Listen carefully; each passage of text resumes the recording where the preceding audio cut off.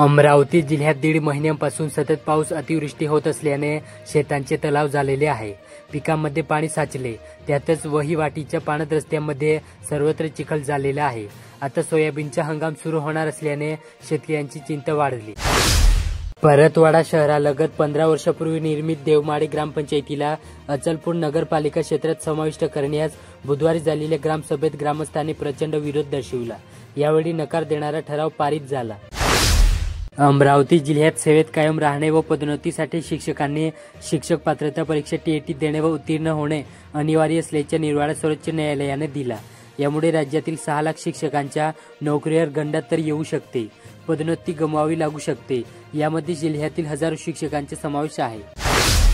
पंतप्रधान नरेंद्र मोदी यांच्या वाढदिवसानिमित्त सेवा पंधरवडा अभियानांतर्गत भाजपा अमरावती शहराद्वारे आयोजित रक्तदान शिबिरामध्ये माजी राज्यमंत्री प्रवीण पोटे पाटील यांनी रक्तदान केले।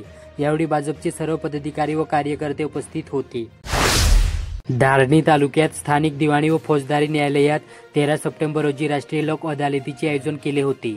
55 लाख रुपये एवढ्या रकमेच्या प्रकरणाचा निपटारा यात करण्यात आला। अमरावती जिल्ह्यात कर्जबाजारीपणाला कंटाळून एका 43 वर्षीय तरुणाने आत्महत्या केली।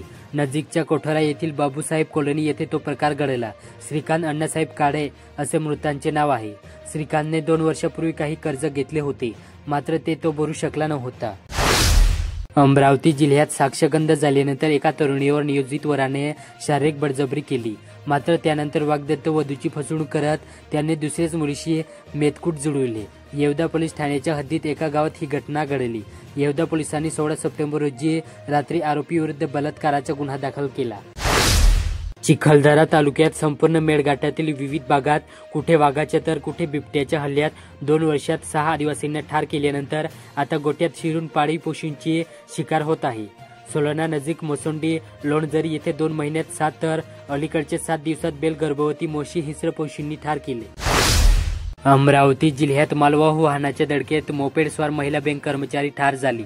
कोल्हापूर गेट पोलीस ठाण्याच्या हद्दीतील गडगडेश्वर मंदिर रोडवरील राधाकृष्ण रेसिडेन्सी समोर 16 सप्टेंबर रोजी सायंकाळी 6:15 सुमारास तो अपघात घडला। बबिता रामचंद्र गेडाम असे मृत महिलेचे नाव आहे।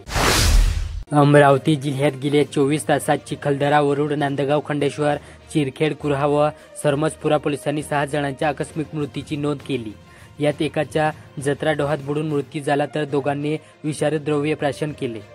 बाथरूममध्ये पाय स्लिप होऊन एकाचा मृत्यू झाला तर 35 वर्षीय तरुणाच्या मृत्यूचे कारण स्पष्ट होऊ शकले नाही। पथरोट येथे स्थानिक ग्रामपंचायतीच्या कार्यालयात 17 सप्टेंबर रोजी 11 वाजता विशेष ग्रामसभेचे आयोजन करण्यात आले। ग्रामस्थांनी गावजोड रस्ता व पांधण रस्ता तसेच महिला वर्गाने बस स्टँडवरील शौचालयाचा प्रश्न मांडला। अमरावती जिल्ह्यात प्रबोधनकार केशव सीताराम ठाकरे यांची जयंती जिल्हाधिकारी कार्यालयात बुधवारी साजरी करण्यात आली। निवासी उपजिल्हाधिकारी अनिल भटकर यांनी प्रबोधनकार ठाकरे यांच्या प्रतिमेला पुष्पहार अर्पण करून अभिवादन केले। चांदूर बाजार तालुक्यात भक्तिधाम जवळील कृष्णकुंज कॉलनी येथून 5 ग्रॅमची सोन्याची अंगठी व 10,000 रुपये रोख असा 50,000 रुपयांचा ऐवज लपास करण्यात आला। 16 सप्टेंबर रोजी सकाळी 7च्या सुमारास घटना उघड आली। या प्रकरणी चांदूर बाजार पोलिसांनी नितीन खरड यांच्या तक्रारीवरून गुन्हा दाखल केला। चांदूर बाजार येथील कृषी उत्पन्न बाजार समिती परिसरातून दुचाकी लांबवण्यात आली। 14 सप्टेंबर रोजी सकाळी 9च्या सुमारास तो प्रकार घडला। या प्रकरणी चांदूर बाजार पोलिसात गुन्हा दाखल झाला।